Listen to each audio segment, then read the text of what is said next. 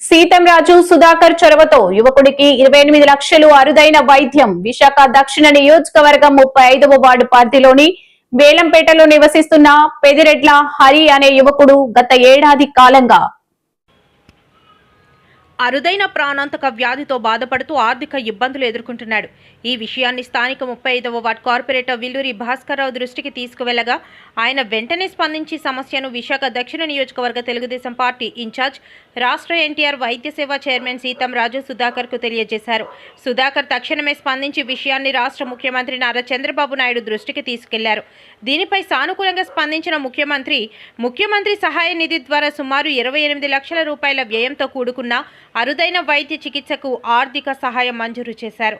ఈ సహాయంతో ఆ నిరుపేద బడుగు బలహీన వర్గాల కుటుంబానికి చెందిన యువకుడికి అత్యవసర వైద్యం అందించడంతో అతనికి పునర్జన్మ లభించినట్లయింది. ప్రస్తుతం హరి ఆరోగ్యం కుదుటపడగా సీతంరాజు సుధాకర్ మరియు కార్పొరేటర్ విల్లూరి భాస్కర్రావు అతని నివాసానికి వెళ్లి ఆరోగ్య పరిస్థితిని తెలుసుకుని జాగ్రత్తలు పాటించాలని సూచించారు. ఈ సందర్భంగా సుధాకర్ మాట్లాడుతూ తెలుగుదేశం పార్టీ తరఫున నిరుపేదలకు అండగా నిలబడటం మా బాధ్యత. ఇలాంటి అత్యవసర పరిస్థితుల్లో ఎల్లప్పుడూ ముందుండి సహాయం అందిస్తామని హామీ ఇచ్చారు. కార్యక్రమంలో 35వ వార్డు తెలుగుదేశం పార్టీ నాయకులు, కార్యకర్తలు మరియు పార్టీ శ్రేణులు పాల్గొన్నారు. 24 సంవత్సరాలండి. మనోడికి ఒక ఆపరేషన్ ఫెయిల్యూర్ అవడం వల్ల తన జీవితం కోల్పోవడం జరిగింది. దీన్ని మన సీతంరాజు సుధాకర్ గారు చంద్రబాబు నాయుడు గారి నాయకత్వంలోని ఆయన స్పందించి సీతంరాజు సుధాకర్ గారు మరియు వెల్లూరు భాస్కర్రావు గారు, మన మణమ్మ గారు, మొత్తం చుట్టుపక్కల ఉన్న వాళ్ళందరూ కూడా మన హరికి చాలా హెల్ప్ చేశారు.